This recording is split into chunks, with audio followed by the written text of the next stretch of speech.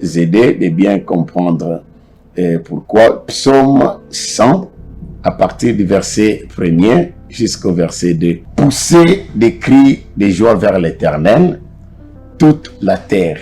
Servez l'Éternel avec joie et venez devant lui avec des chants de triomphe.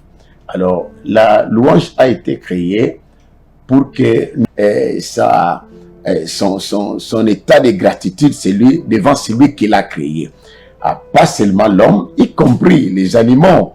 Nous venons d'ailleurs de répondre tout à l'heure là sur la question qui doit répondre.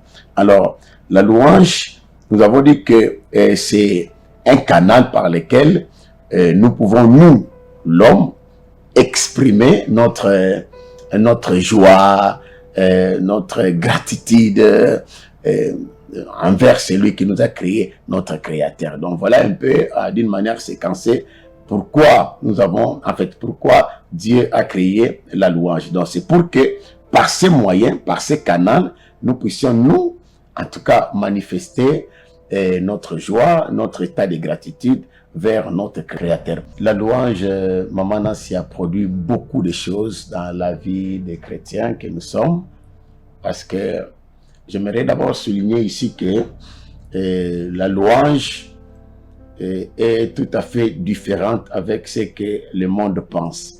Parce que d'après le monde, vous voyez, quand il y a un musicien qui est devant le podium, quand il chante, la gloire ou tout ce qui est comme gloire revient au leader, donc, en fait, revient à la star.